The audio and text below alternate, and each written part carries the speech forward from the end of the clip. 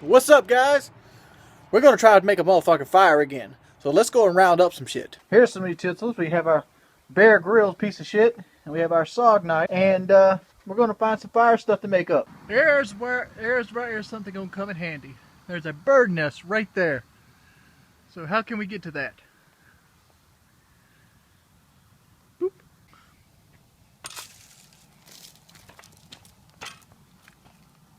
That didn't work whatsoever. Alright, I'm using my iPhone today because my other camera is really, it's just not really, its battery's charging right now, so I've been doing the King of Cocks. So let's try this one more time. We got our bird's nest thing right there. Have our pine straw from before, have our sticks from before, and I got another stick, and I found this, which I thought would be a good hammer. So let's see if we can make another fire. Trying again.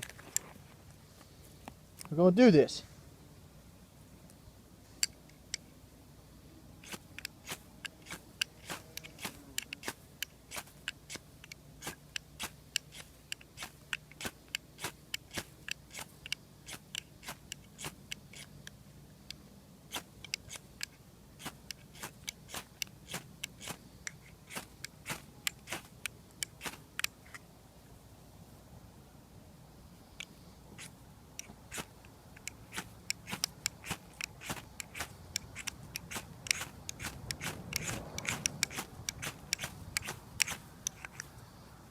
Damn it.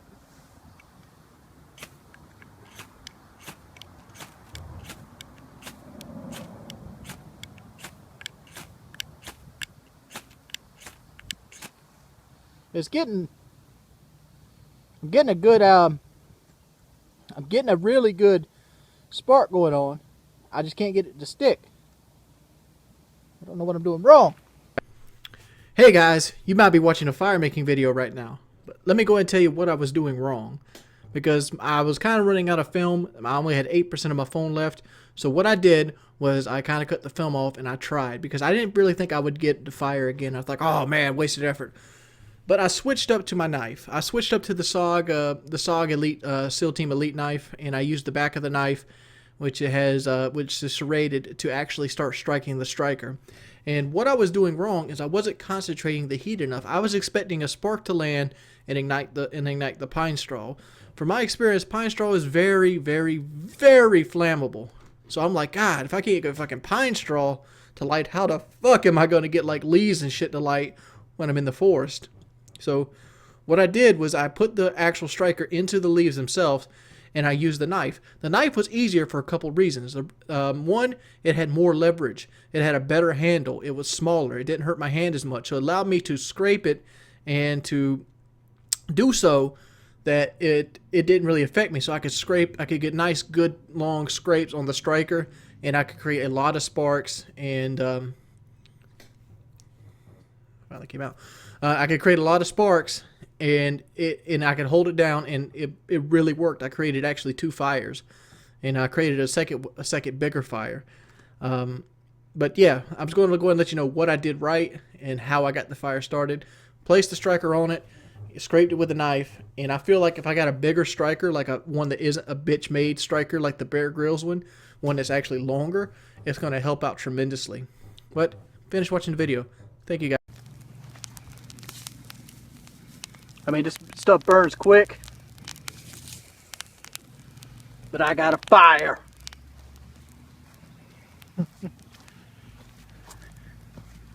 Pro tip, knife good, bitch striker bad. Hey guys, let me tell you about a little story today. I'm just going to do a little vlog here, a little quick video, because I figure it's going to be an interesting story and it'll carry the video himself. But recently I got stood up. Oh, stood up. This is the first time I've ever got stood up, and I'm going to go tell the story about it. I've been talking to this girl. I talked to about her on Painkiller already just the other day, and she's a 30-year-old virgin that happens to be a Christian. Christian. She happens to be a Christian. And what happened was I was at my buddy Stan's house all day yesterday. And Stan, we were working on his car. We ended up, he has this old 2000 Grand Prix, and we were working on the supercharger belt drive system. And what happened was she's like, oh, I get off work at 5:15. I get off work at 5:15. We should go hang out. So I'm like, oh, yeah, we'll hang out. The only problem was Stan lives in Lower, South Carolina. This girl lives off 707 in Socastee. That's about an hour and 15-minute drive. So I'm like, cool, I'll go and meet you there. So what happens is 5:15 rolls around. I'm still at Stan's house. It takes me about I think I left Stan's house like 5:35, 5:40, somewhere in that ballpark, because we were sitting on the porch chatting, you know, just chumming it up. Hadn't seen each other in a while. So I leave Stan's house to go over there. Keep in mind, I called her twice after 5:15 because that's the time she told me that she got off work. And neither time did I actually get her to pick up the phone. So I go up, and I'm driving up there because it's an hour and 15-minute drive. I mean, it's about 65 to 70 miles. Well, it's probably about 60 miles. It's about 60 miles. And so I call her twice on the way too as well. Like, well, because I'm trying to get her to pick up the phone so we can figure out what we want to do. She wanted to go to dinner or something like that. So, we try to find out what place she wants to go meet at. She doesn't pick up. So she texts. She goes, I got to stay a little bit later. There's work that's late. I'm like, all right, that's fine. I got another hour drive ahead of me. I mean, you got to stay a little bit later for work. That's fine. I'll meet you at work. She goes, no. I go, no? Well, why not? And then she doesn't respond.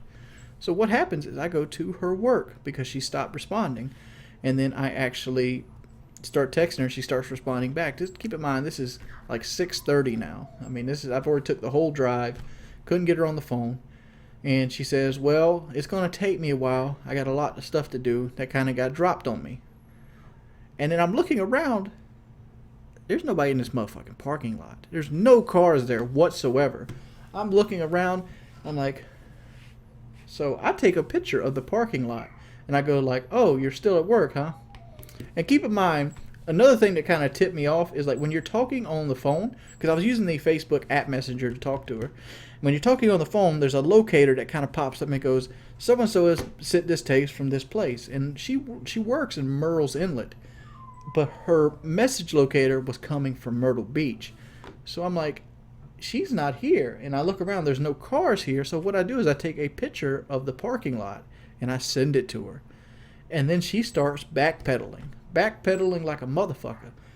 And she basically tells me that all the missed phone calls scared her. What kind of bullshit is this? Missed phone calls scared you? Keep in mind, you asked me to come meet you, and then you back out. And then you kind of use the fact that I called you, that it scared you. How the fuck does phone calls scare you? Why the fuck do you even talk to me if you're afraid to meet me? That is ridiculous. That is asinine. I don't understand that one little bit. And what tops it all off is she insults me in stating that she needed to protect herself. And I'm like, protect yourself from what? Serial rapist that spend the entire day helping his buddy try to fix a car up to sell it? Serial rapist that you've talked to for like 2 goddamn months? I don't understand women at all, dude. What's some of the worst situations you've ever been to where you got stood up? Let me know in the comment section below. Hey, it's your boy Wings of Redemption, and I figured I'd do a quick video. Haven't really done a lot of videos, survival trip wise. I'm gonna go and show you what I got so far for my survival trip kit. It's gonna be a real short video. I'm still lacking pants, and I'm lacking the jar of Vaseline. And other than that, I don't think I'm lacking much. Backpack, I think. Backpack. But here's what I got so far. Alright, I'm gonna do this with one hand here.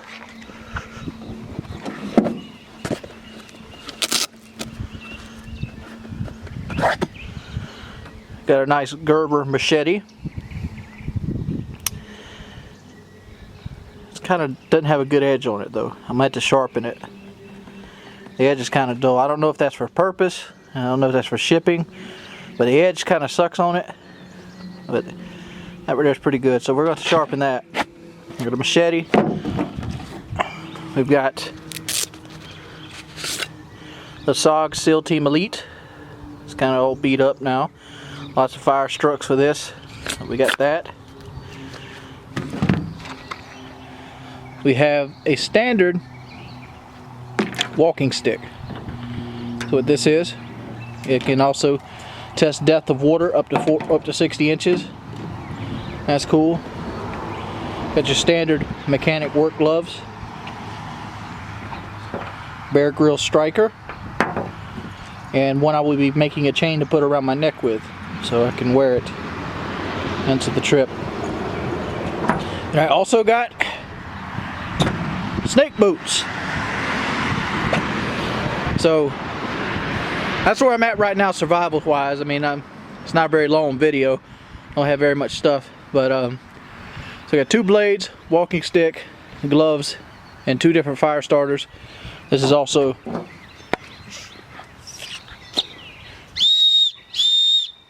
a whistle. I always wanted to I've always wanted to like commandeer one of these things for the Xbox controller that you kind of like plug in and like you can blow on or you can beat up in Call of Duty. Got a patent at the rape whistle, but that's a pretty cool idea. So that's everything I got so far. I'm gonna need a good pair of pants. I want to get one of my shirts from my t-shirt shop and maybe wear that during the trip, kind of promote it. I think I'm gonna get some fishing line and some hooks. I don't know if we're allowed to use rod and reels. If not, I got rod and reels around back there that I can take. But what do you guys think? What do you think I should be taking? It's been your boy Wings of Redemption. It's gonna be one of those days, gentlemen. One of those days. I gotta go to the DMV. I'm gonna go to the DMV in Marion. I gotta see if I can get my fishing license. I gotta go by and see if I can put a rush on my taxes because I'm gonna be in the woods next week. Woke up today, realized I was 9 pounds heavier.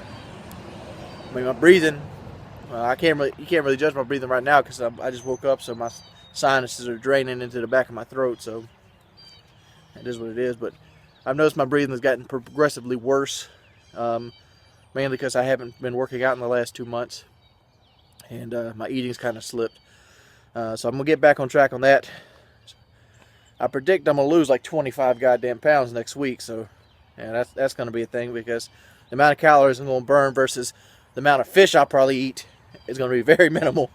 So I'm going to lose a lot of weight on that trip. But I really need to get back into doing something, get to a gym or something. I don't know. I'm going to be on this trip. I work too fucking fast.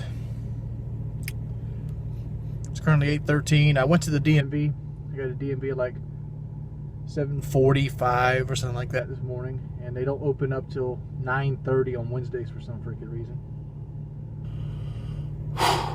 And yeah, came back to Walmart and got some stuff. Got a backpack. What else did I get here? Let's see. I got a compass. I got some outdoor bug spray. I made sure I got one with alcohol in it, or an alcohol base. Like I said, it says right there, flammable. I don't know if you can read that. What it does, it says right there, flammable. And I got another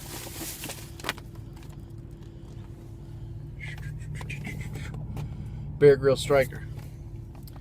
I kind of fucked my other one up. I mean, I literally cut it in half trying to fuck with it. So I bought a second one because this striker works so much better than the striker that comes with a magnesium stick, because that one fucking sucks. A water bottle. And now I got an hour and 15 minutes to fucking kill to go get my license renewed. My license dies on the 21st of this month, and it's one of those things. It's like, oh wow. So yeah, headaches. I need to go by the tax office. I gotta get my taxes done before next week. I mean, you know, wanted to push it to May. And I couldn't think of the reason right now, and the reason I thought about it is because fucking tax season. And tax season when you own your own business fucking sucks. It does. I mean, it's so hectic and stressful, but it is what it is. You got to do. I don't know how good this backpack is. I got it because it was fucking soft. It's an outdoorsman. It's got the pads here on the sides, and it's got the adjustable straps, and it's got all this other nice stuff. I figured it'll be pretty fucking cool. But that's me. I'll check in with you in a bit. Found the problem right here. It says made in fucking China. If you look right here at the actual needle, it's not even on it, dude. It's ridiculous.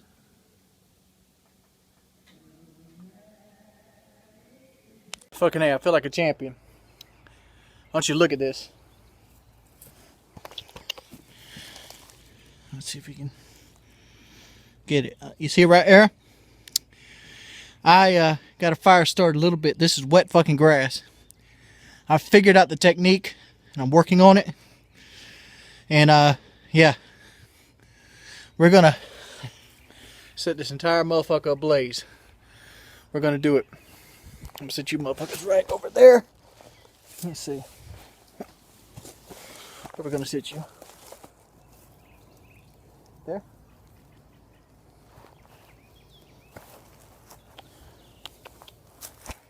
Oh, you fell.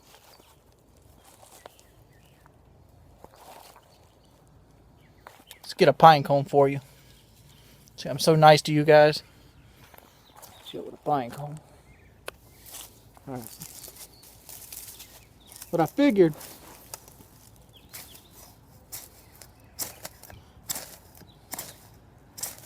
it's not about how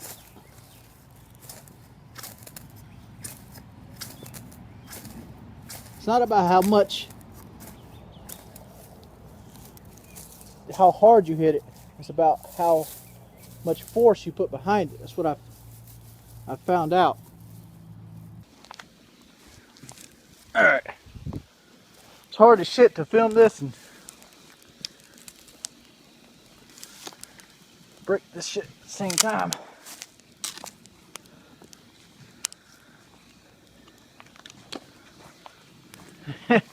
Seems like the smoke's attracted to the camera. This is my thing. I got my two things hooked to it. I got my all spray.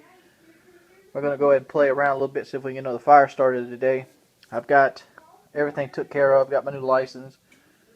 Haven't got my fishing license yet. Going to have to do that on the way up to North Carolina. So hopefully that works out. Hey guys, it's your boy Wings of Redemption, or Jordy Jordan. And I want to go ahead and talk to you today about this video.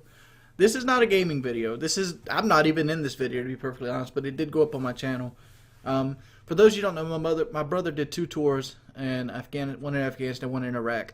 And his last tour was in Iraq, and he was stationed at Camp Freedom in Baghdad. And during that period of time, he would send me videos from time to time of the landscape, stuff that happened. And, you know, just to kind of put it out there and show people what it's like to actually be in the military during that time. My brother was a combat medic for the U.S. Army, and he rode with 3 or 4 other guys in a Humvee, and this is one of their little missions that they rode on, and you kind of get to see the idea of the landscape behind Baghdad, and it kind of makes you feel almost it almost makes you feel like you have it better than most people. And it looks just like a third world country pictured in my head. It almost looks like the intro of Call of Duty 4. I don't know if you remember, where they kind of like ride through it after they shoot that guy in the head. But it kind of gives you an insight of what it's like to be a soldier and what he did most of the day. They mainly drove missions and did this, just rode around. But it also kind of shows you that the people over there aren't all bad, and most of the people there are good people at heart, and they're doing nothing different than what me or you would do in their situation, and I commend them for that. And also, there's a lot of gray fucking vans in Baghdad. Hope you guys enjoy the video.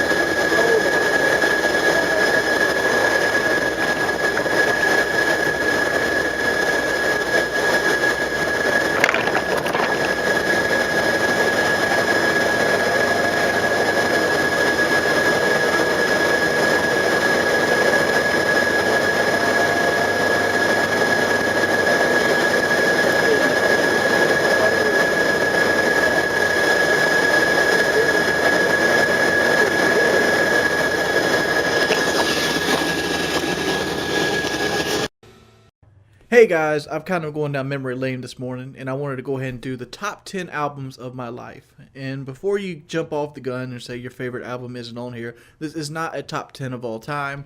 This is not my opinion of the top 10 of all time. This is a list of albums that influenced my life to create the person you see before me today. I feel like in my circle of running, I have one of the most diverse music backgrounds there is. I mean, most of the stuff I grew up with, I started out listening to the country music when I was young, mainly because it's what my mother enjoys. My mother enjoys country music, so I listened to that my entire youth. And generally what you're kind of put around is kind of what you enjoy. And as I gotten older, I slowly progressed more and more into rock, and then into metal, and then into softer stuff. But the album I've composed before me is only albums that made a imprint in my life, and my life would be different if they weren't there to begin with.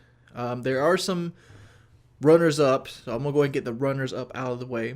The two albums that could have made the list but they didn't make the list for certain reasons is the first one is Tool's Undertow. Came out in 1993. It was probably Tool's masterpiece album. It didn't make it mainly because I was so much more of a fan of the other albums, and it never really got me through a period of my life, and it never influenced me emotionally, even though it has a lot of good songs, and I remember playing it a lot, even though I bought it way later than when it came out. I mean, I think I got Undertow in 2006 was the first time I actually heard the album. And another one, which was actually going to be number 5 on my list, but I remembered an album that was more prevalent to what I was doing, was The Rise of Brutality by Hatebreed. And the reason this was going to be number 5, is even possibly higher, was it changed a period over in my life. But I decided to go against it because there's an album that's more influential in my life than The Rise of Brutality, even though it was one of my favorite albums and it played a huge role in my life, mainly coming out of depression in my high school years. The Rise of Brutality gave me insight, it gave me strength, it gave me confidence in myself, and to this day, it's still an album I put out or put on often. Has very emotional stuff. It was the kind of music I listened to at the time, and yeah, powerful album. If you don't own the album, you should buy it on iTunes. If at the very least, find the songs on YouTube and listen to them. They changed my life. They can probably change yours too. So let's go and get into this. Number 10, the 10th most influential album on my life is going to be Korn's "Follow the Leader." And you might say to me, Jordy, Korn, Follow the Leader, Korn's lame. Well, back in the late 90s, Korn was not lame at all. Korn was very exciting and very new and fresh. Keep in mind, this is coming from a guy that listened to mainly Garth Brooks and George Strait most of his life. And I went to a period, I think Follow the Leader came out when I was in middle school, because I remember I used to go, the first song I heard from Follow the Leader was Got the Life. And it was on MTV back when they actually still played music instead of, and Got the Life, and it kept going up the countdown, up the countdown, up the countdown. I never heard of Korn before at this point. And I loved it, and like it got me hooked to Total Request Live, which eventually led me to like buying like Limp Bizkit's $3 bills, y'all, because it debuted with Counterfeit at like number 7, and then Faith got on there, and then later on Significant Other, Nookie blew up, and Limp Bizkit blew up with him. But Korn was already blowing up, and it kind of got me into that stage. I think they want to call it like rap metal. Korn doesn't really rap, but They kind of fell into that genre because they had like Ice Cube on their album and stuff like that. And I really liked the content with it. So I got Follow the Leader for Christmas. I got Follow the Leader and $3 bills, y'all, at the same time for Christmas. And it influenced me because it kind of paved the way for the changeover. Everybody kind of, when you're doing stuff like, when you're changing over to music, you don't do drastic changes. And I slowly molded into it. And molded into the rock stage. And that's why Follow the Leader comes on here. It helped me mold over from country music into the, more something closer to rock and roll. I don't want to piss anybody off and call it rock and roll, but, it had a change over to that modern day, rock band. Number 9. Oh, number 9. When I wrote this one down, I even felt bad for writing this one down, but it's the truth. Disturbed's Down with the Sickness. As you'll notice, Disturbed's a little bit harder than Korn is. Some people would debate that, but Disturbed's Down with the Sickness was the album that I took because at the time I was very into wrestling, and I heard Stone Cold Steve Austin say that his favorite album out was Down with the Sickness by Disturbed. And the only song I'd heard at the time, the only song that was getting radio play was Stupefied. And I didn't like Stupefied when I first heard it. I'm like, oh, this band sucks. But when Stone Cold Steve Austin said he liked it, I went back and listened to it again, and all of a sudden I liked it. And I remember saving up my money, and I went and bought Disturbed at a place called Mood Swings. And Mood Swings was a little CD shop. They went out of business now, but I bought a lot of my albums there. And the reason I put Disturbed on the countdown is mainly because it reminds me of times when I used to hang out with Zachariah and my brother and Josh, and we would sit up all night on summers and play video games. We would listen to mainly like Korn, Disturbed, Limp Bizkit, and I had an old RCA boombox, and we would sit there play it and play it and play it, and like we just wore these things out, and we knew every single word to the Down with the Sickness album. We the Sickness, which was a song that became popular during that album. We knew that for it, and we felt trendy because it made us feel like we were like above the curve. Like, yeah, we knew about this song before it was popular, and like I think that all goes back to Stone Cold Steve Austin. But the reason this is number 9 is because it reminds me of my childhood and playing Final Fantasy Tactics and Tomb Raider 2, hanging out with my buddies and my brother, and yeah. Disturbed's Down with the Sickness is number 9. Excellent album. Probably the best album they've ever made, but Disturbed made a lot of good music. Number 8. Before you judge me on number 8, I want to go ahead and say this, that it comes from a period where we didn't realize music was uncool. And my number 8 pick is going to be the Backstreet Boys, Backstreet's Back. Their 1997 debut album. I remember me and my brother went in together and begged our mother to get us this album because we didn't realize at the time that listening to a boy band and being a boy was uncool. Keep in mind, 97, I was like 11 years old. My brother was 9. And we really, really, really wanted this album. And we played it and listened to it in the car. We would always ask our mother to play it in the car at the time because I think she had just got a 98 Pontiac Grand Prix SE, and it had a CD player in it. So 98, a CD player in a car. I don't know if it was rare, but it was the first car we had a CD player in, and we used to pull the album out of our CD to go to town and stuff like that and listen to it in the car. And it kind of, again, nostalgia. It's not that I couldn't probably listen to the album now, but as a kid, it was some of the best feelings in the world. We would pick which album we wanted to play and put it on the CD player. I mean, nostalgia is not worth a damn lick, but it means a lot to me. And yeah, number 8 has got to be the Backstreet Boys, Backstreet's Back. No particular reason other than that. Number 7. And here we go into the darker terms of my life.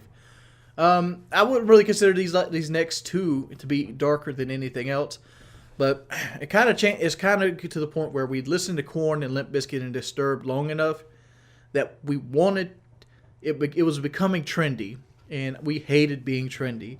We were against being anything of a trend when I was a kid, and so we went looking for deeper music that nobody else heard of. For some reason, it was important to us in our hearts to have music that nobody else had heard of.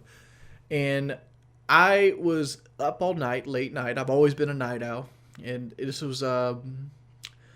album came out in 98, late 98. But I didn't hear about it till 99. And this is after I realized that Backstreet Boys weren't cool. Because that stage only lasted like 6 months. And people in school made fun of me one day when I said that, oh, I like the Backstreet Boys. And all the other boys like, really? You like the Backstreet Boys? And then I kind of like hid my face and like, no, I don't like the Backstreet Boys. So I kind of like threw the Backstreet Boys under the bus. So I'm like, all right, well, what do we have next? And I didn't really get to this album till after Follow the Leader and Down with the Sickness, but it was shortly after it. Around the people that I talked to, we always called this album It Has Legs. And nobody out there's probably ever heard of it by that title other than me. But I remember Serge saying that was what he wanted to call the album, It Has Legs, and the studio didn't want it. But it became System of a Down's self-titled album, and you can find it pretty much anywhere now. And the reason I found this album, it was late 1999, almost 2000 before I heard it. The album came out 2 years earlier, and I heard the song Sugar, Sugar. It kind of blew my mind because it sounded a lot like Jonathan Davis from Korn, but it was a lot more power riffy. Like they seem to use power chords a lot more than Korn does. Korn, they would throw the power chords on songs like Blind or Blind's the only one I can think of right now. But Nowhere to Run, Nowhere to Hide, songs like that. But most of the songs I like from Korn was like All in the Family, and like most of the other stuff in Follow the Leader were almost like crying ballads like Justin and stuff like that. And I really like Korn's Clown. So I was kind of getting into that, but this right here was more hard. Like you heard Sugar, and then I bought the album, and then Spiders came out as soon as I bought the album, and Spiders kind of got the band some notoriety, and I'm like, fuck! Now these people know who this is, so I can't have music everybody else is listening to, but I really loved it, like Pluck, Political Lying, Unholy, Cowardly Killers, Peephole, which was my favorite song on the track. I actually ended up using that on a World at War video called Atomic Bomb Incoming, which I think I have private now, so because of contract stipulations.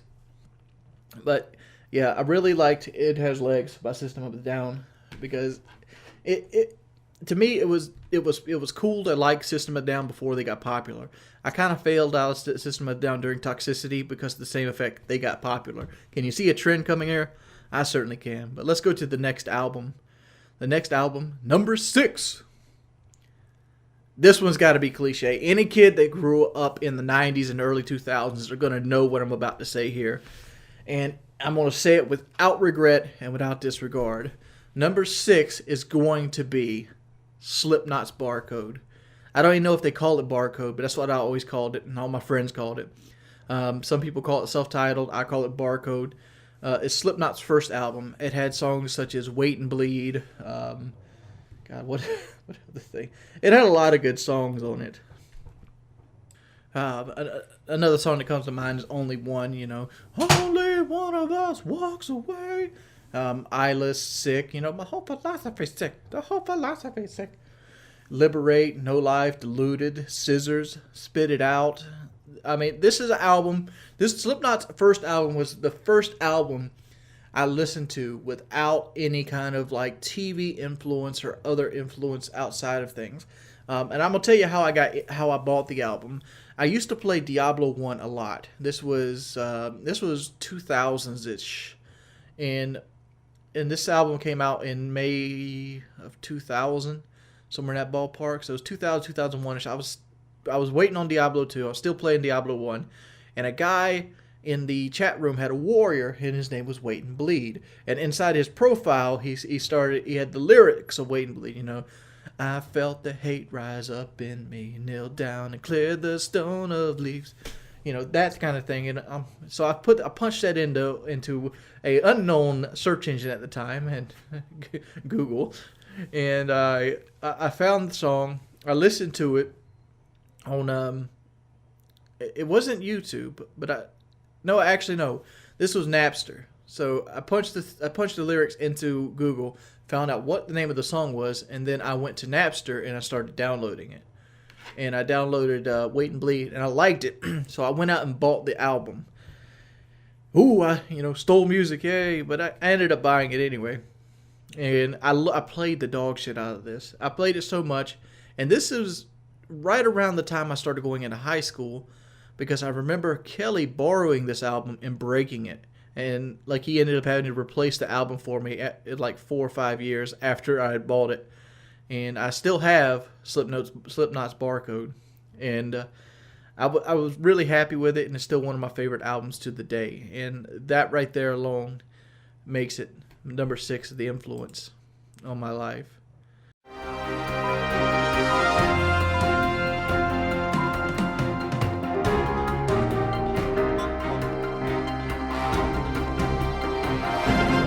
What is up, DramaAlert Nation? I'm your host, Killer Keemstar. Let's get right into the news. Today's story is about Painkiller Already, the PKA podcast. Now, the hosts of this podcast are Wings of Redemption, Woody's Gamertag, FPSRussia, and some other fanboy that they added, righty, lefty, something like that.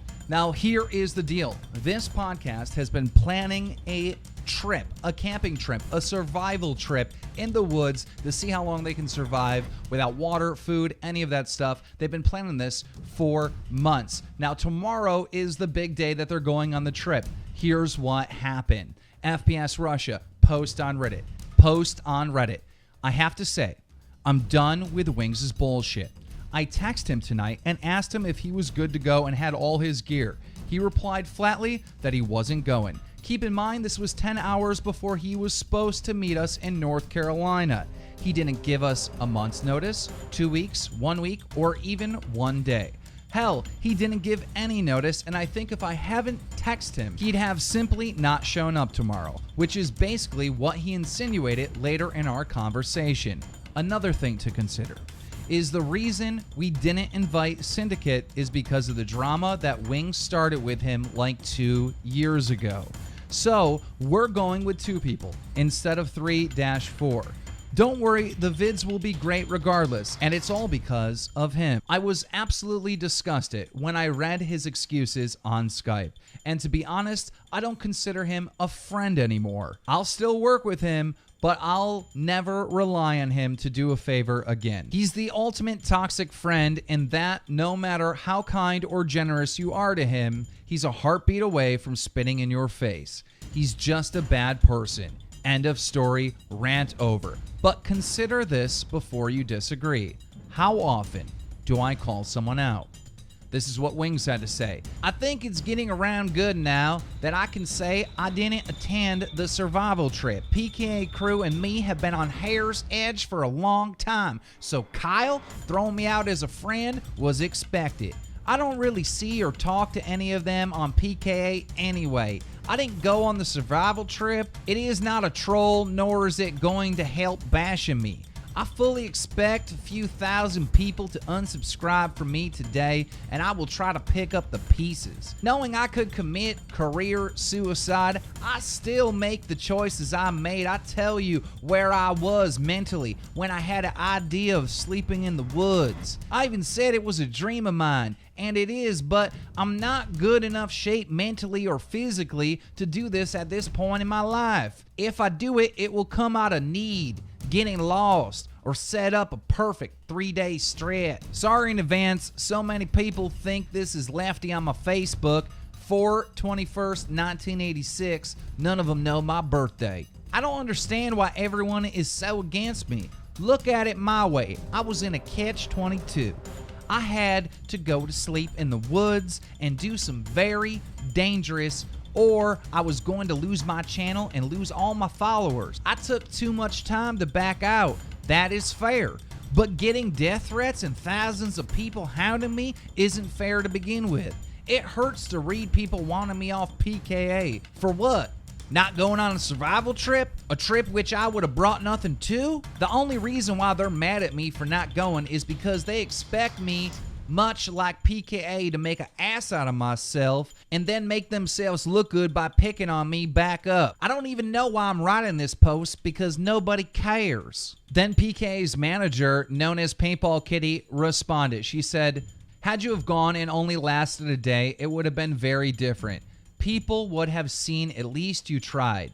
but instead you just pull out, and the others were almost there. It was a dick move, and how dare you say Kyle hasn't been a friend? He had to fucking pay almost $5,000 to build a shower for you for just 4 weeks. He put everything on hold for those 4 weeks, and you pulled a dick move? You can't always pull the victim card, Wings. You have been giving opportunities to help yourself, and instead you thrive in excuses and bullshit. That's half made up. Grow up. Excuses don't get you through life. You want to know what a hard time really is? Trying to live in my body for a day. Now Wings respond. Well, first off, you paid for the shower.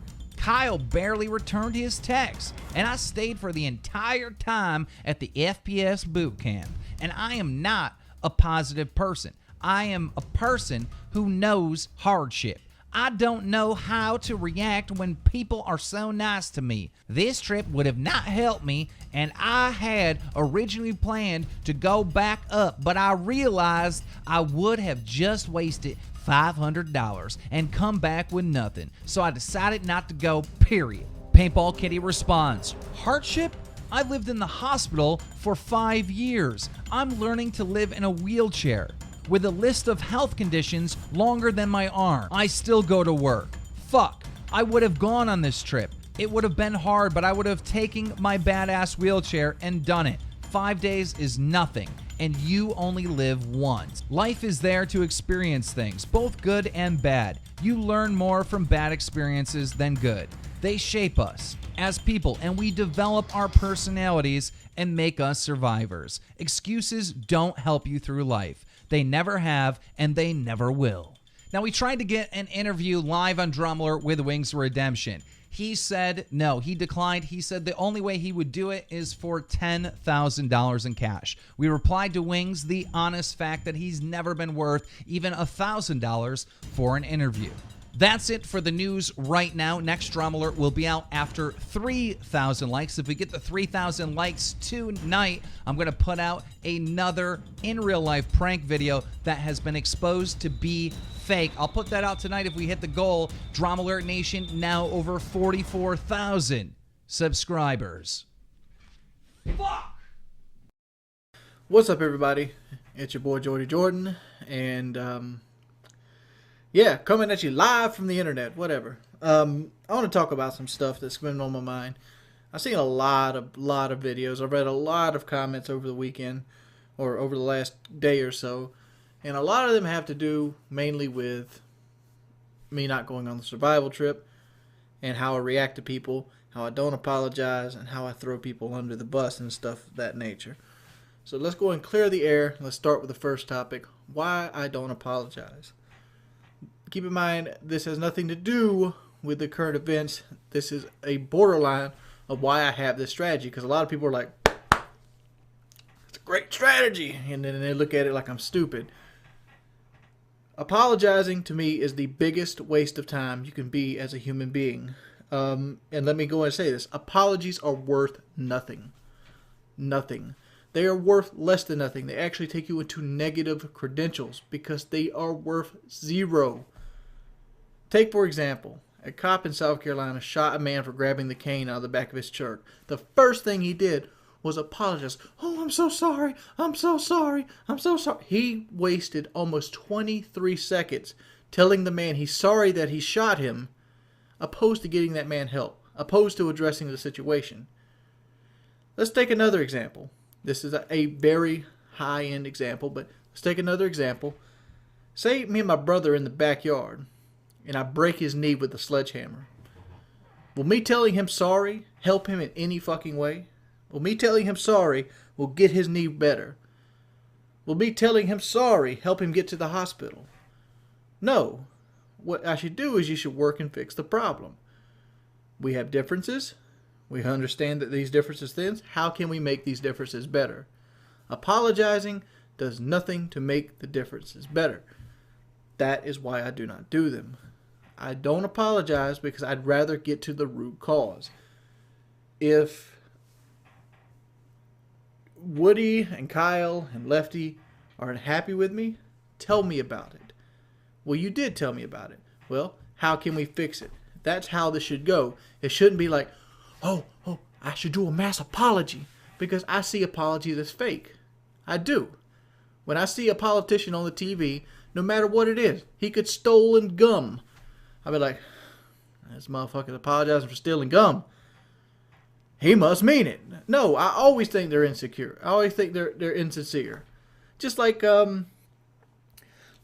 for example, an athlete. Like I remember Tiger Woods got dropped by Nike because he had the sex scandal against his wife, and Nike came out and started apologizing for him. They don't care. They don't give a flying fuck. You know why Nike is apologizing?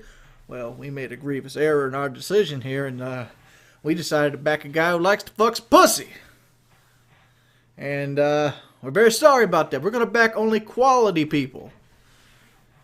Yeah, whatever. They backed the wrong horse.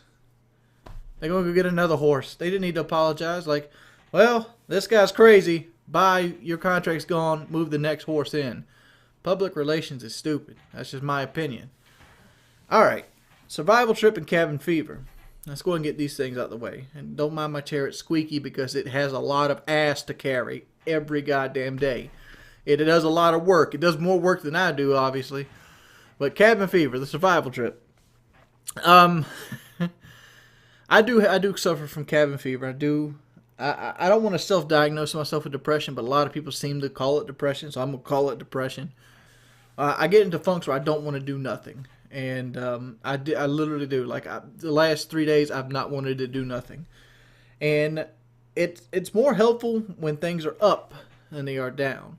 Like when I'm working out, losing weight, everybody's behind me. I see all these moral comments. Even though I don't respond to most of them, it makes me feel good.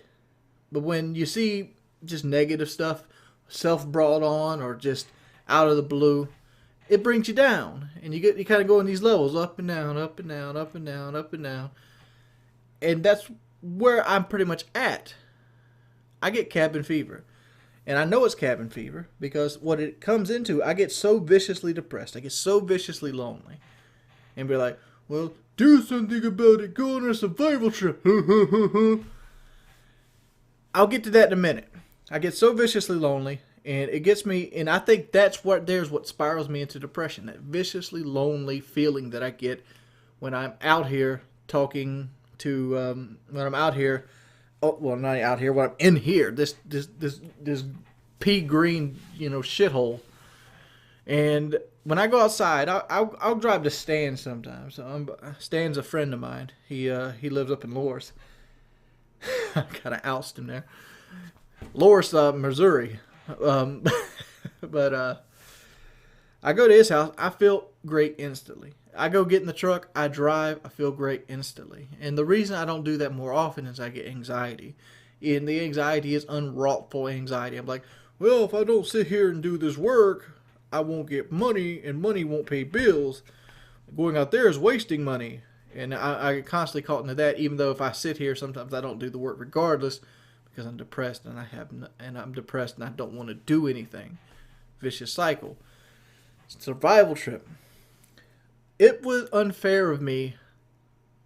It was selfish of me to give them such short notice. And I can vindicate it in my own mind however you want to do. It doesn't obviously help because people are still mad at me. I will say it's unfair of me to give them so short notice. And as soon as I seen the videos, I regretted the decision instantly. When I seen the videos of them standing in the lobby, I seen the videos of them driving down the back trail, seen the videos of them putting the stuff together. I wanted to be there right then. And it was a part of me that stopped me from doing it. It was a part of me that made me want to go like, I don't think I can do this. I'm going to fail. It was me defeating myself before I tried. And I regretted it instantly. As soon as I seen the videos Woody put up, I'm like, man, if I would have been there, would have Kyle got sick? Maybe I could have been there and be like, we don't really need to eat turtle because I don't want to eat a fucking turtle. I've seen them try to eat turtles on dual survival. Even if you caught that motherfucker, I wouldn't want to eat him. And in the first day, you don't really need to eat. I mean, like the first day, you should concentrate strictly on shelter. Get down, conserve your energy level. Maybe I could have talked Kyle out of shooting the turtle, and he wouldn't have got sick. Maybe I wouldn't have had to watch Woody struggle with that tree. I could use my 400-pound mass to push that bitch over and, break those branches. There's all kinds of things that could have happened. I don't know now. I instantly regretted my decision as soon as I seen the videos. I'm like, man, I really would have took part in this trip.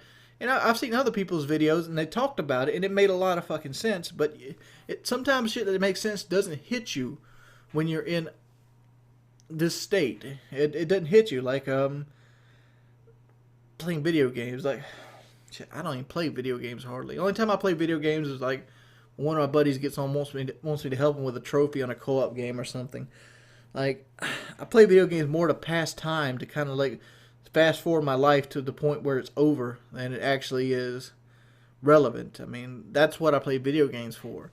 And I talked about it. It's like, what I need is an escape.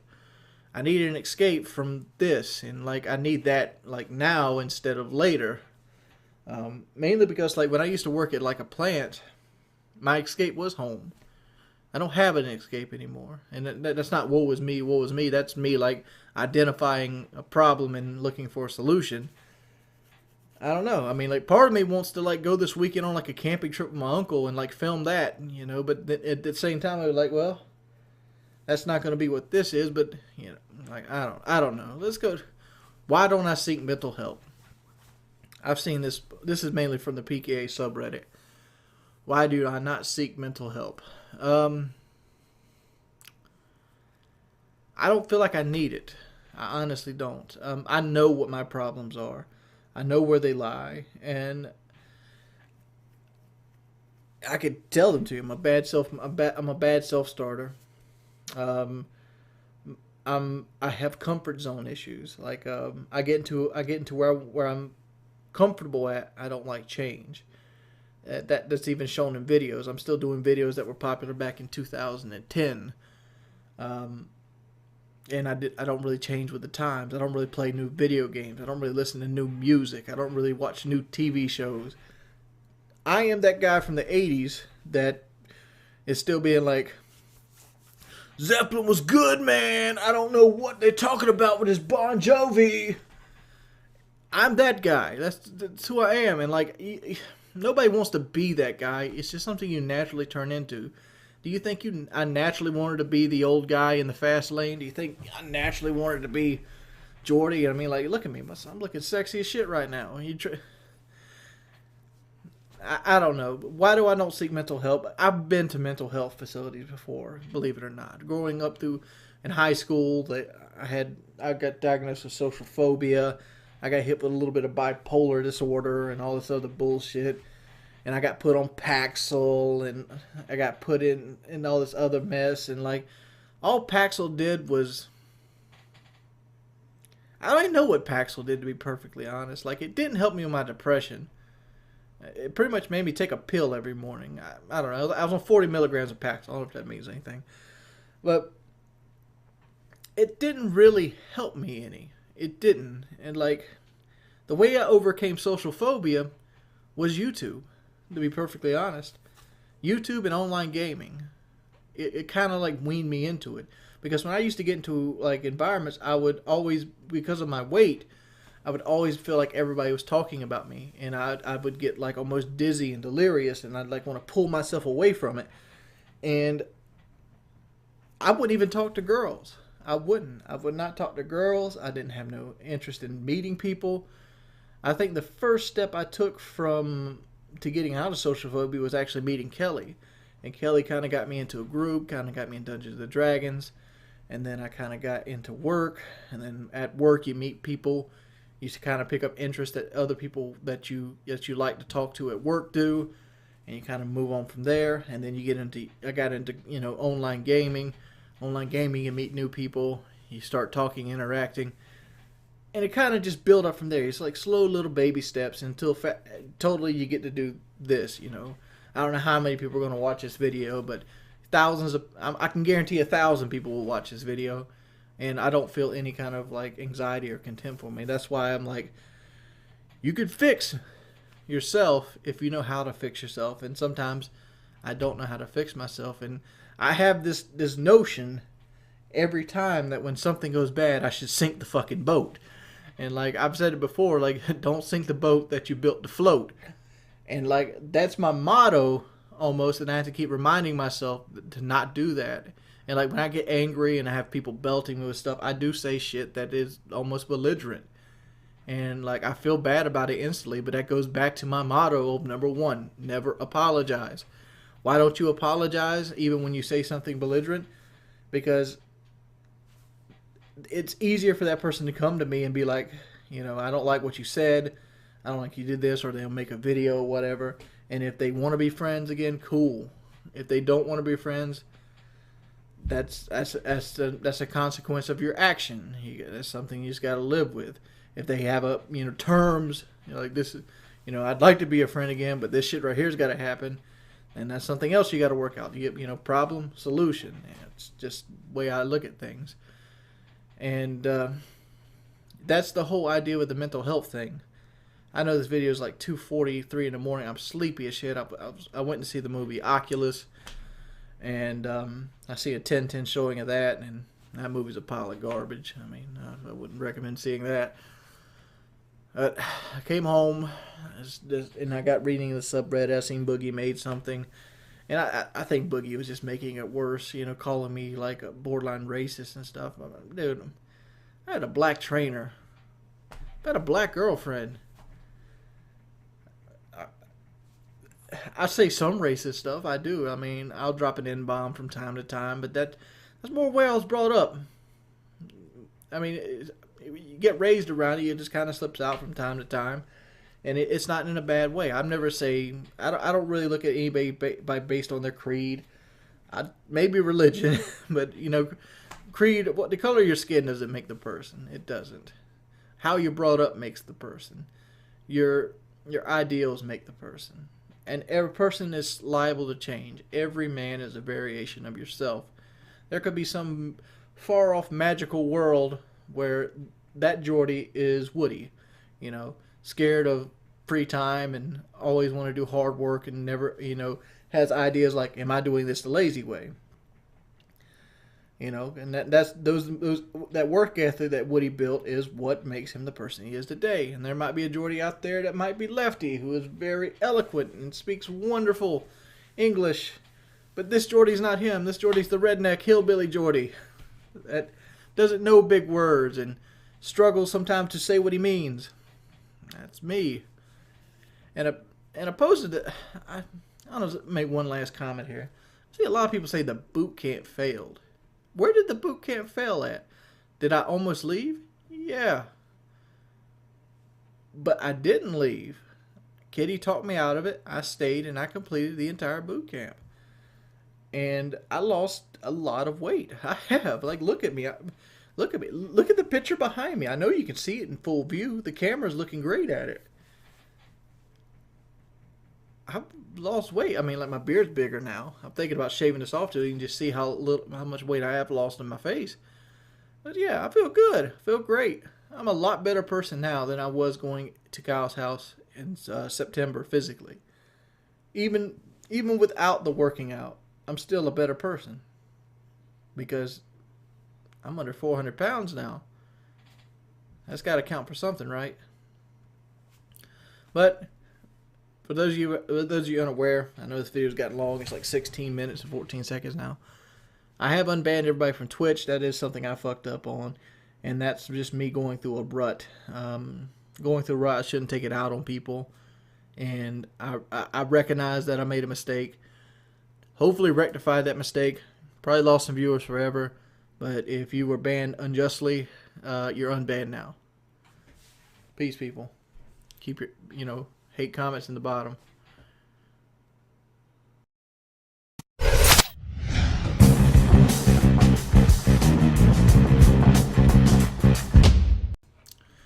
Hey guys, everything that's transpired lately has made me do a lot of thinking, basically on a personal level. For those of you who don't know, I was kicked off Painkiller already. Kicked off, take a break. Two different things. There's a chance I could come back on Painkiller already, and I don't know how great that chance is. But I was voted off, and that's where we stand in that. And And it kind of made me think about different things because I had a strange feeling. I had a strange feeling in my chest after I got kicked off. My first reaction, my initial reaction was rage. Well, I use the term rage. People would look at it as rage, but rage is a loose term. Rage is well, not loose, but broad. Rage is a broad term. And the way I say that is because you can get rage with being upset. People would call that rage. Whereas to me, rage is frustration, where you're so unhappy with something that you can't control your emotions. But I guess it could be considered rage. But this is more disappointment. Disappointment with yourself, disappointment with the situation, and just, emotionally upset more than physically. So I guess the first instance was rage. Why do you do this to me? Why am I doing this? I mean, all the questions and all the other stuff. But after everything sat down, after I initially got off the call, the first thing that kind of came over me was almost like a weight was being lifted off my shoulders. I don't know how to examine that, but I felt free. But that is what that is. The subject I want to talk about today is indoctrination. I woke up and I started thinking about the Pledge of Allegiance. For those of you who don't know or not from the United States, the Pledge of Allegiance is something that most kids, when I was growing up, had to say every day, through in and throughout. And there's other things you get indoctrinated by while you're in school. And lo and behold, indoctrination is the number one tactic to get people to follow a religion as well. Follow religion, follow laws, follow rules. You do this by indoctrination. But the Pledge of Allegiance goes like this. I pledge of allegiance to the flag of the United States of America and to the republic for which it stands, one nation, under God, indivisible, with liberty and justice for all. To this day, I don't know what the fuck that means, but I know it by heart. If I had Alzheimer's, I could probably still remember the Pledge of Allegiance. Why? Because I said it 180 plus days every year from age 5 to age 18. Even in high school, you're still saying the Pledge of Allegiance. And why are you alleging anything at age 5? Seriously. You pledge allegiance to a country that most likely wants to have big wigs send you off to war to kill you. Why? Because of, factional things. Money. It's one of those things that I let rule me. I do. I let money rule me. And with that being said, I hate myself for it. Because I will spend my entire day revolved around how can I get money today? How can I get money tomorrow? Can I make money a week from now? And why? To keep the lights and internet on? I've questioned myself this a few times. Why do I constantly harbor money? And the fact is, I go after money to keep going after money. That is it. I don't live my life any other way, shape, or form. Recently, there was a survival trip that I was supposed to go on. And there was a couple deciding factors that made me not want to go. But the big one was the fact that I didn't have anything ready for my channel. I was so afraid that to go out of my comfort zone, because I wasn't going to make that $400 or $500 I would have made this week off videos, and I would have had to risk and make a video that would have been hit or miss. That I bailed out on, I bailed out some guys that were trying to benefit me. Because normally I would not be the guy that you'd ask to go on something like this. And I knew this out the gate, that this is not something that I normally would be asked to go on. If a group of my friends got together and was like, we should do a survival trip, Jordie would not be the first person to ask. So in a way, the trip was more about me than it was about survival. It was about helping me get out of a comfort zone. It was about helping me make something to get out of the shell, to make me try to live life. And this is what a lot of the guys always try to do with me, and I always seem to back out. Be it the FPS boot camp, be it everything. I have this horrible fixation with homesickness. have this horrible fixation about being broke. And I know these are excuses, but I'm just more like trying to rationalize where I'm at as a person. I mean, I don't wake up every day and see myself as a horrible person, even though people lately have been telling me I'm a horrible, toxic friend. Not my intentions. It's not my intentions at all. I don't think anybody wakes up in the morning and be like, you know, I'm going to be a grade A1 douchebag today. And like, I try to stop myself all the time, but it's so ingrained in me, it's indoctrinated, that I'm going to be a failure in life, mainly because at a young age I seen that I was a failure at almost everything I did, and it just kind of, it stays that way. But you are the master of your own destiny, and I don't really know too much to say on that. I want to be a better person, because the person I'm in right now just doesn't seem to be working for me, and I just don't know how to do that. I don't know how to do it.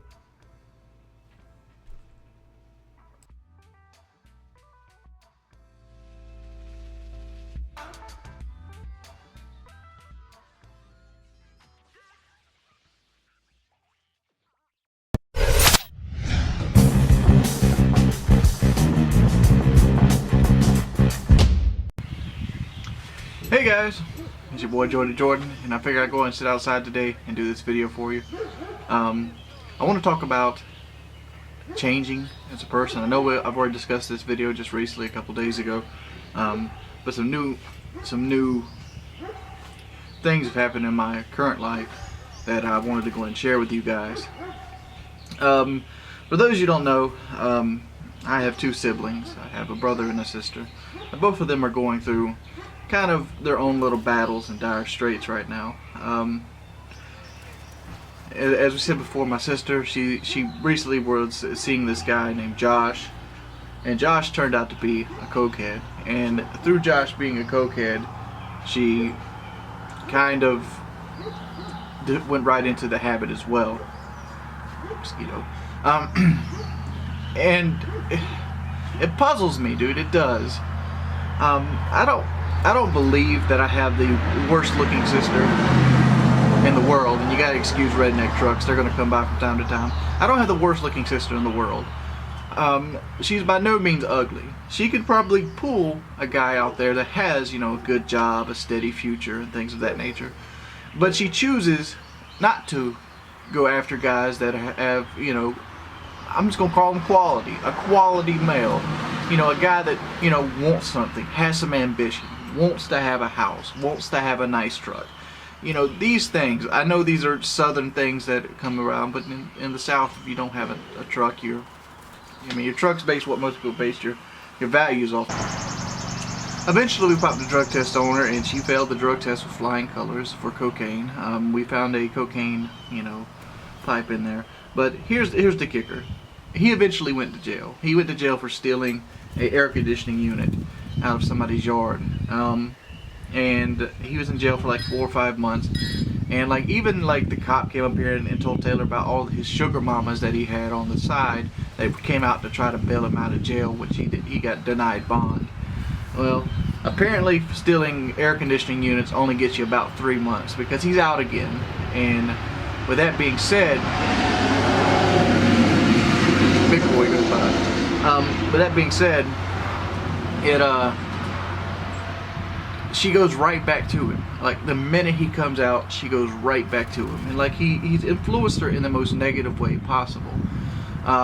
You know, when being raised up around me, I am 100% vehemently against, you know, smoking cigarettes and drinking alcohol and things of that nature. I'm a little more lenient with alcohol than I am with cigarettes, but like being around this guy, she got onto that and got to smoking, and now she's back there. And like, I don't feel like my mother's doing anything about it. I don't. She does nothing. My sister's 17. My sister has a car that's not in her name, insurance she doesn't pay, gas she doesn't buy, and she uses this to go see a boy that's going to get her hooked on cocaine again. Going to see a boy that's, you know, major accomplishment in life is doing a 3-year bid or something of that nature. And I find it fucked up. I don't understand why they keep going back to these these trash human beings. It gets to the point where I want to intervene, but I don't know how to intervene at this point. I mean, my first instinct naturally is to want to beat his ass up, but at this point, like, I don't think it would do any good. I feel like if me and a couple of my buddies went out there and whooped this guy's ass, all it would do is bring them closer together, and that's exactly what I don't want to do. I don't want to bring them closer together. But I feel like it's a situation that, if given it enough time, will work itself out. I feel like she'll eventually, grow up a little bit and see that this guy is, having sex with 3 or 4 different women, getting her hooked on drugs, and that's the side effect to it. I mean, like, if I give the time to it, she'll be hooked on drugs and pregnant, and that's that problem. And so let's go and get to the other sibling. My other sibling, my brother, but most of you know him. We call him Crook or Rabbit. My brother, he's with a girl that's hooked on pain pills, and through that, he has started taking pain pills. And I could understand why he went to that kind of, medicating purposes. But at the same time, I don't understand it. Like, we grew up together, we played video games, we had the same upbringing. I didn't turn out to do drugs. I think the main victim here was just the boys he hung out with after our youth. But I think he's trying to hide from something, because my brother is PTSD, and he has night terrors and things of that nature. But at this point, he makes more money than me. Even though he works at like a golf plantation, he gets a military check at the same time. So he literally makes more money than me. But he constantly has to borrow money off of me, and I don't understand, how he sees his life panning out. I don't mind, loaning the dude some money or putting some gas in his truck, to get him by, to get him to work. But at the same time, it's like eventually you got to look around and see that what you're doing in life just doesn't work. And, I guess it's hard to see. It's hard to see when it's your own self. Like, you ever been around a dude and he has a girl that's there that likes him, and it's obvious to you that this girl's all about him, but to him, this girl seems like, oh man, I wonder if she likes me or not. I think it's that situation. It's hard to see your own faults. But I figured I'd go ahead and do this video today, guys, and kind of fill you in on where I'm at with my siblings, and that's some of the stuff I've been dealing with lately, apart from the painkiller already stuff and all this other mess. And only the one thing I've been trying to be is more humble. It's kind of earth-shattering, kind of a realization that shell shock. It's like a baseball player. They make baseball money for so long, they kind of expect to make baseball money. And I think I had a little bit of that going on. And like recently, I've been brought back down to earth. But thank you guys for watching my video. As always, if you could, please leave a like rating. It will help tremendously. And also, let me know what you think. Comment below. Peace. Hey guys, it's your boy Wings of Redemption. And today I'm outside. Outside. And I wanted to kind of kickstart my workout videos off today. So I'm going to go ahead and do a light workout. And you're going to look at this workout and probably be like, oh, I can do 8,000 times that. Yeah, you can, most likely. But my light workout consists of 20 sit-ups, 10 push-ups, 20 lunges, a wall sit, that's at least a minute, and 25 squats. So we're going to do that today, and hopefully it's going to turn out good.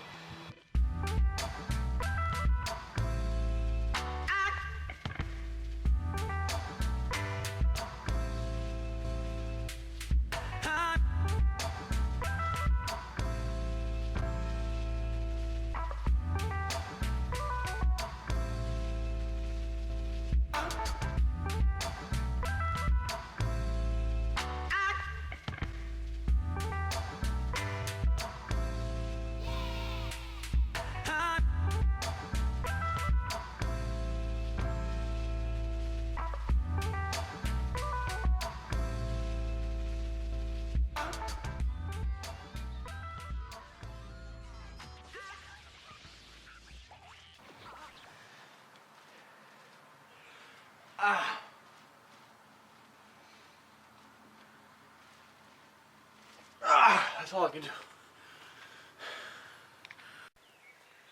What up, Wodies? It's your boy Jordy Jordan. I want to go ahead and talk about the workout I did today and the video and the whole aspect of it, or the whole ordeal of what I did today.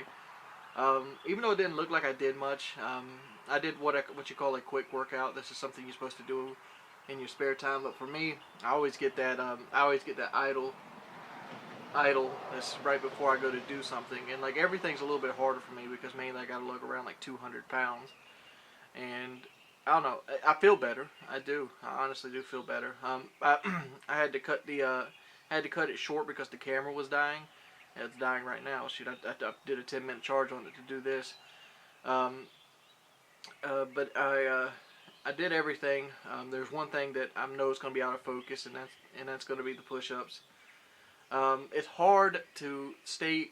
It's hard, especially outside, to keep things in focus and keep things rolling, because I like to use the manual focus on the camera. The autofocus tends to be slack, or you'll pick something in the background. Like if I was on the autofocus right now, I'd probably be focusing on this car right here above my thumb. But with that being said, I think my videos look great when I get behind the camera and I can do it slow and methodically, opposed to, you know, just straight working out. So I don't know how I'm going to put these videos together. But hopefully you like them. I've really started to feel sluggish again, and that's what inspired me to start working out again. It's been about 2 months now. I quit working out sometime in late February, maybe like February 21st, I think. And it is now April 23rd or 24th. I don't actually remember. 24th. And like I'm hoping I can get back on the wagon before I let myself go too far, because I'm not going to let myself get away again. That's my main goal here, is not let myself get away again. And like I enjoy having mobility. That's something that I actually seen having, because like when you're going up in weight, your mobility goes down, and like when you're going down in weight, your mobility starts to come up, and when you start seeing that deteriorate again, it really affects you. One of the things that I noticed during the last couple of weeks was that I could feel the weight that I put on back on me, and like I could feel it in my face, I could feel it in my stomach, I could feel droopy, I could feel like the muscle leaving and the fat returning. Even though the weight was still the same, I felt like I replaced some of that muscle weight with fat weight, and it's kind of like pushed me down. And I think the breaking point of all of it was just the other day. I bought a new desk chair. And like, this desk chair is fucking humongous, but the fact is, the box, I had to take the box off. So you know, if you have a local recycling or a local dump, that you kind of gotta like break the cardboard down, you gotta take the styrofoam out, put them in other bags, take all like the, you know, the peppercorns and stuff, put it in another bag. Well, I got out there in the yard and I did it, and it hurt my back, and I was like, man, this should not hurt my fucking back. And I don't want to, and that made me have flashbacks of the FPS boot camp. Last time my back hurt was November, and that was when I started walking over at Kyle's house, and that half-mile walk at Kyle's house, it was very hilly, but that's what strengthened my back. And like I don't want to get back to the point where I was at, where, you know, walking half a mile pretty much killed me. So yeah, we're gonna try to defeat this. This was a workout plan set up by my buddy J. Ron for me. He sent it to me on Facebook. It's a quick workout. It's supposed to be a fast one. I'm gonna try to do these every day of this week. I'm probably not gonna record them all, but I am gonna do them. And yeah, that's where I'm at workout wise. I think tomorrow I might do a desk update video if people really wanted to see that. But anyway, thank you guys for your time. I'm 95,000. What up, Wodies? Hey, dudes. It's your boy Jordy Jordan, and I'm going to go do this Throwback Thursday today. This Throwback Thursday is actually something to kind of spin off from the AMA. Take the glasses off so you can see me without glasses for a while. It's actually from the AMA. I did an AMA this weekend on Ask Me Anything based off of Reddit questions from the Painkiller Ready subreddit. And one of the questions was, what was my favorite video? So I want to go a little bit more in depth on what my favorite video was and why it's my favorite video. It's by no means my best edited video. And it comes from a period where I guess I was at the peak of my popularity, in my opinion, I did some of the worst videos I ever did in that period, because I was in this transitioning period where it was like, oh, I don't have to try. And like my motto back then was record at the lowest quality to put the most quantity out. But I also had really shitty internet back then too. But I still have shitty internet today, but I pay a lot more money for my shitty internet today than I did back then. But it was just Bad Company 2 just came out, and like, I love Bad Company. I love Bad Company much more than the Battlefield like main series, like 1, 2, 3, and 4. Well, there's not a Battlefield 1. I think it starts out with Battlefield 2. I don't even know the history of Battlefield. But Battlefield 2, 3, and 4, I mean, they're good games and all, but they're not Bad Company. The storyline isn't Bad Company. Bad Company has a good storyline. Bad Company has good gameplay. Don't believe me? Go back and put Bad Company 2 in now and feel how smooth the gameplay is. It's magical. And I also like the cartoony graphics that the game brings out. But let's go and talk about the video. There's a track in here. It's by Silver Sun Pickups. It's called Lazy Eye. And you might notice it doesn't get hit with the little cheater code. Well, it did back then. I'm not sure if this video is going to get hit or not. But the reason is because it's a different version than the studio version. It's like a version before they got popular, and I liked it better than the actual studio version. And I was infatuated with the song, and I felt like it was good. I was listening to it while watching these helicopters, because there was a game on Valparaiso, which is the map most of the thing takes place. And this is back when I was a sniper. Valparaiso, where I basically just dominate the helicopters. Because like the week before I put a video out, it got like 186,000 views. It's called Own Son. And that video in itself, you know, had some haters on it. Like, this is a fluke. You can never do this again. Well, I did it like 6 or 7 times in like one map. So I'm like, I'm going to mesh this up and put this out so I can rub it right in the hater's face. And I did. I had some good sniper shots, some really long distance sniper shots. And if you check out the end of the video, right before the four-wheeler scene, you're going to see me use the M95 with like the quadruple zoom scope. And I literally take some of the longest sniper shots I've ever hit in the game right there. But this is my favorite video ever. I just like the way it is. It makes me smile every time I watch it. I suggest you stay around and watch it too. Great video. Thank you guys for your continued support. As always, it's been your boy Jordie Jordan.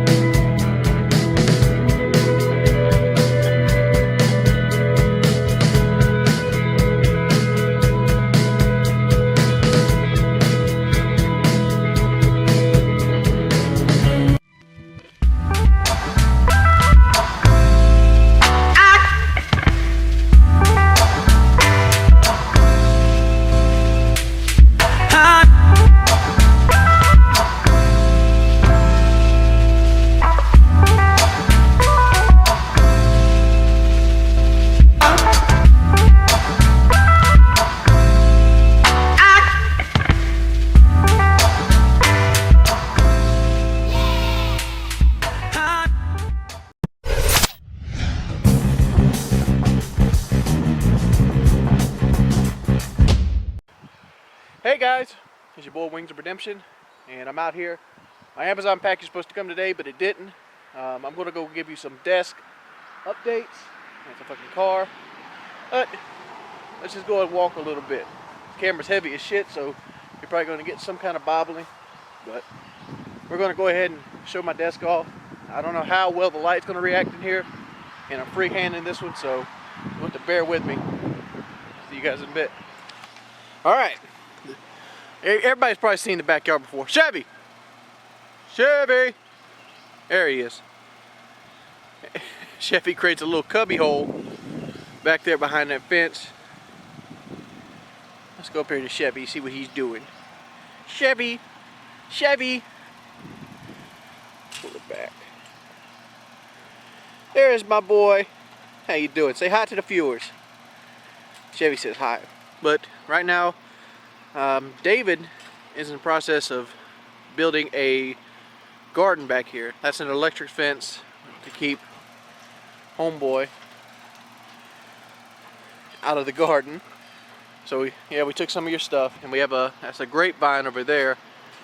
We usually use that to make some kind of wine in the summer when they actually blossom. Usually make a pitcher or two of wine off that. And that's just leaves and stuff. Thank you for taking my camera. Thanks, Chevy. That right there is just a mound of sticks that we came from that ice storm a few days ago. Because if you look back here, we have all these things overhanging the backyard, and a lot of them fell. If you look right here, if you see here, these holes, these are from carpenter bees. They look almost just like worker bees. There's also some ants right there. The ants are going right along there. What are they after up there? I might not want to stick my hand up there. Probably be something dead. But alright, here's a bee right here. I don't know, see if we can zoom in on him. I doubt the thing will autofocus on the bee. Let's see if we can force it to. No. But yeah, there's a bee right there. These are called carpenter bees. They don't really sting, but they eat the shit out of untreated wood. As you see, I don't think carpenter bees did that, but yeah, this building door's just, it's a pile of shit. Pretty much the Brinks lock's the only thing holding it on. Uh-oh, I hear radio on.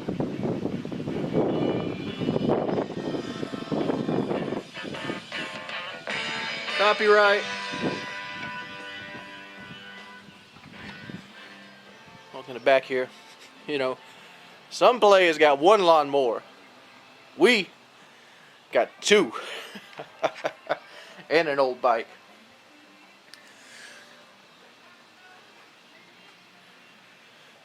And there's fishing poles.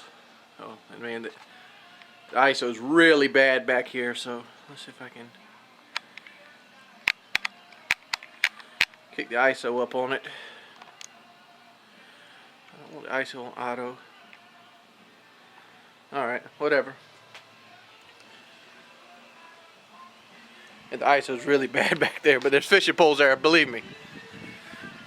There's my trailer sitting out in the open to rot away. It looks like somebody's been out here burning a fire. What is that? What is that?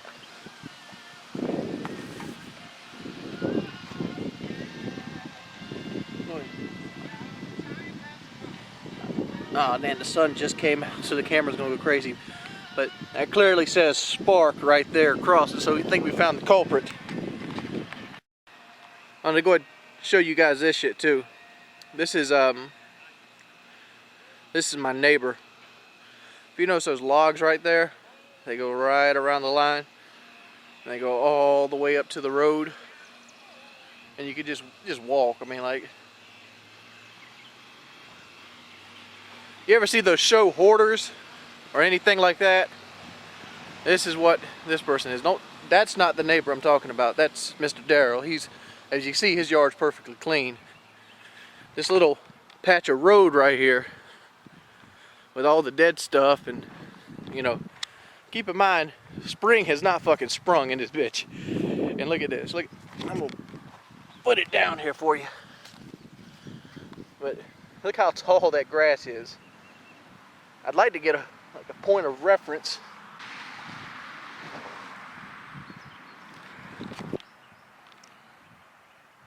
Oh no, it's coming right for us. Look how well he camouflages back there. See if we can get a stick or something. That one's dead.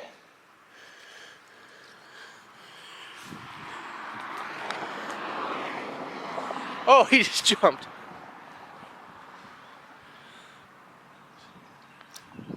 Oh, I fucking suck. But there's a squirrel. Yeah, I see you.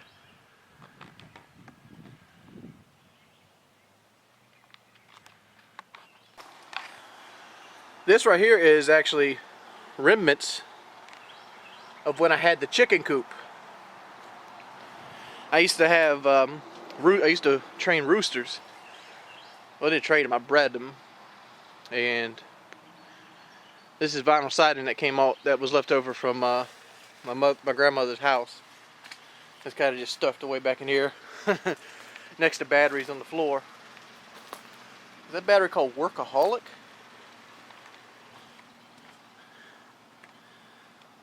The battery's called Workaholic, and it's 180 cold cranking amps. There's more ants. I don't know where the fuck they're going. Got to put the smack down on them. Oh, I wanted to show you something. Hold up.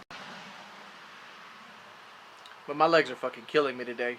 But that gives you just an idea of what the property looks like. I've done like 3 or 4 cribs videos, so you know what the end of the house looks like. Just look it up, just like Wings of Redemption cribs or something like that, and you'll find it pretty easily. Figured I'd go and do this video for you, kind of get an idea, kind of get you into my life a little bit more. For those of you who don't know, I live near Myrtle Beach. I live in a town called Conway, which is a subsidiary of Myrtle Beach. And, yeah. Countrified. Greetings and salutations, my friends. Welcome back. It's a Sunday day, and I figured I'd do another gameplay commentary with you today. And, yeah. Hi. You know, recently in my life, I've discovered that you have to make a lot of tough choices, and you know, none tougher than the ones I've had to make recently. Between the fallout with the PKA crew and you know, just personal life in general, I've come to a lot of crossroads. Well, what do you mean about crossroads? Well, I'm at a point in my life where I just don't know where to go or what to do next, and to me, the easiest solution is to give up. But the more I think about it, and the less people I have to fall back on, the more I realize that every day is a gift, and every day I don't do something is wasted. Take, for example, this morning. This morning I woke up, it was like 10 o'clock, and I felt like doing nothing. I didn't want to do anything. This has been a common occurrence for the last couple years, that I'd wake up and I'd have this feeling of wanting to do nothing. Not even get out of bed. I kind of forced myself out of bed at 10 o'clock. I really wanted to roll back over and go back to sleep. And the thing that gets me out of bed is that this is another day wasted.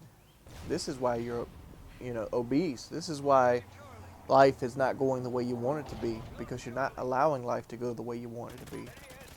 I found that even with the most minute form of change, that life can change dramatically, and that if you're unhappy with life, you have to do some sort of changing. And that's something I've been struggling with, via weight, via relationships, via, you know, living conditions. I'm stuck in 2010, and I need to be in 2014. I still long for the life that I used to have, and I think that is something that I need to go on with. And you know, it doesn't even bother me anymore that people mock me. Like I've seen that, you know, El Presador has been doing mock videos of me. Yeah, it's whatever, dude. If you want to make fun of me, go ahead. I'm an easy target. I mean, if you want to make fun of how many push-ups I can do, cool. I mean, you're in a lot better shape than I am. I mean, that's what it is. I mean, that's my fault that I'm in the shape that I'm in right now. I chose every time I took a bite of a sandwich. Chose every time I ate a milkshake or drank a milkshake. I made those choices for me. And hey, you're just an asshole for trying to pick on me on those situations. But I'm gonna digress to another subject now. I'm really glad of all the support I've been getting for my videos, and I'm really glad all the support you guys are giving me. Hell, even my Dragon Age video got more than it was. I was supposed to put another one up today, but I kind of got in late last night, and I kind of slept through the morning and forgot all about putting up the second video. So anybody out there that's watching my Dragon Age series, I'm sorry.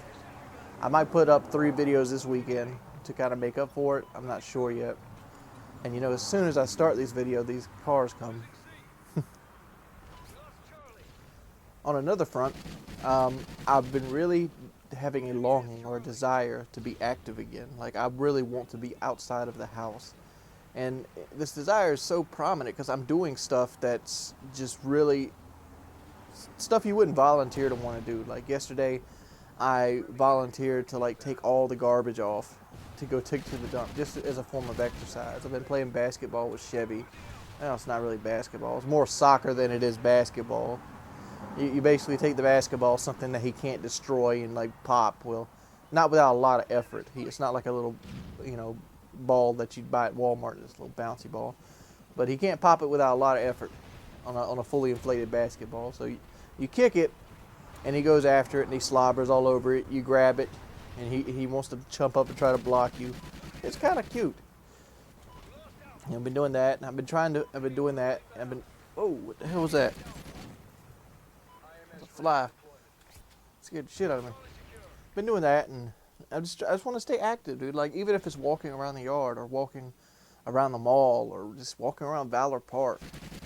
I don't know. I just had that bug to be active again. And, you know, if I can just get my eating to go with it, you know, we might lose some Jordy here. But it is what it is in that situation. I just been going through having to defeat my personal demons, and like every day I should do something. And that reminded me in itself that saying like, not every man can do everything, but every man can do something. And I guess that's the saying I should stick with in my life. That even though I'm not the best runner or the greatest walker or have the most lung capacity or the strongest man, hell, I'm bottom tier in a lot of shit. And like sitting around is going to keep me bottom tier in a lot of shit. And I don't know. I'm just kind of ranting. It's like a Sunday rant. I also got this new microphone. I don't know if you guys check that out. I'm using this new lav microphone that Lefty and Patrick sent to me. Well, not sent to me, but they gave me the idea to buy it. That's why I'm kind of letting these cars go by out, because I want to try to test it out. But I'm drawing a blank right now for a Monday morning video. And you might think like, well, if you can't do the video right and write topics down, why do you do them at all? Well, I could have done nothing. And nothing would have got me nowhere. It's been your boy, Wings of Redemption. What do you guys think about making huge decisions in your life that affect other people? Because I don't know what the hell to think about them. Hey guys, it's your boy, Wings of Redemption, and or Jordy Jordan, however you want to say it. I'm out here chilling. I figured I'd go ahead and do another video here for you. And I'm just going to do this as a regular vlog video today. I'm out here in the backyard somewhere. Donald Sterling.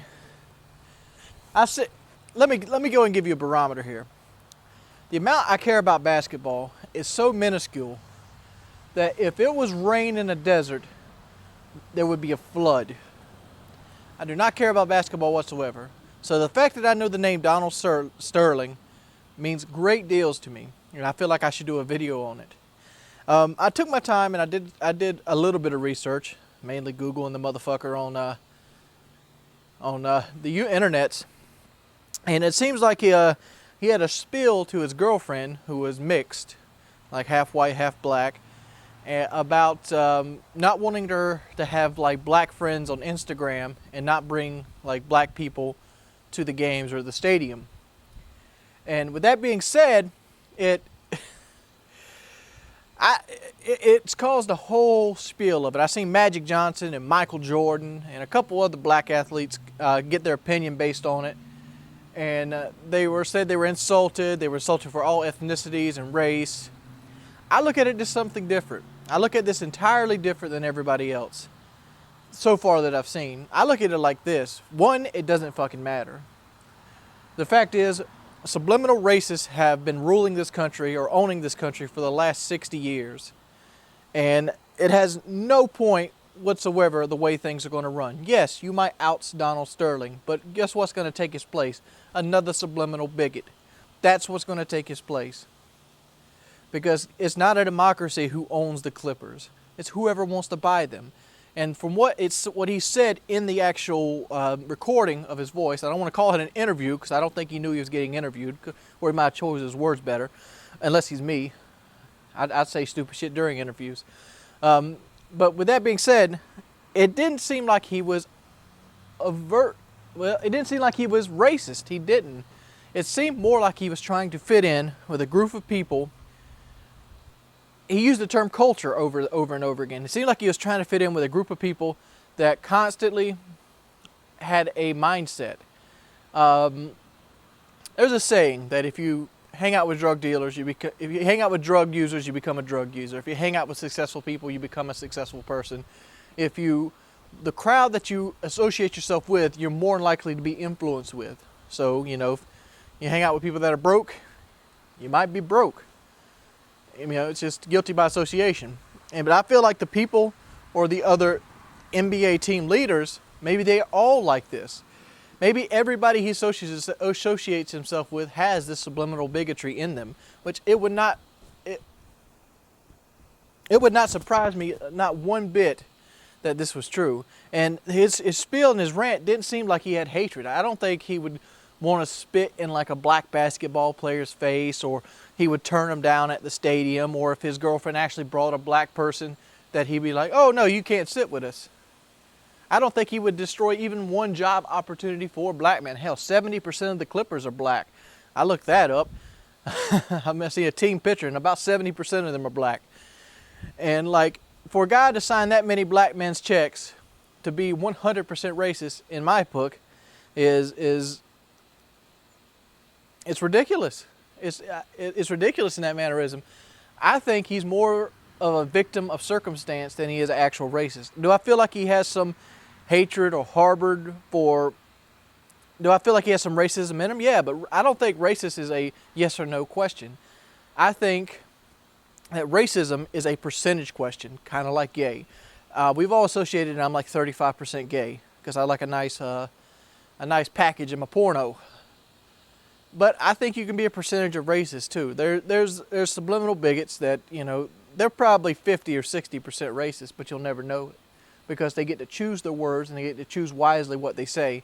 And then there's those guys that are just 100% racist, flying the rebel flag, not on my country, Carolina blue gum saying and stuff like that. They'll just come out and all. And then there's those people that just, 10% racist. They'll crack a racist joke, but they don't mean it. They'll find other people attractive. And you know what the funny thing is, since I'm getting sidetracked here, is that most people that are like 50 or 60% racist go for, black or another race as females more so than their own. For example, Donald Sterling. He has a Milano girlfriend. She's part black, part white.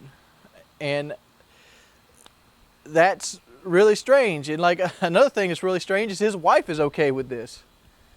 I don't know. If you made any sense of this commentary, what I'm trying to say is I don't feel like Donald Sterling is a hardcore bigot at heart, and I feel like they're going really hard on him because he seems like he's a proper nice guy, like he just wants to be happy at the end of life. But I feel like he was trying to fit into the social norm of whatever circle that he's currently in, and he got called out on it by a girlfriend that was just unhappy, or maybe even somebody looking for money. Because there's lots of stuff everybody said. I don't care, you, me, the person next door, your mother, your father, everybody said something in private that they would probably regret in the limelight. But yeah, who cares? When's the last time the Clippers won a game? Wings of Redemption.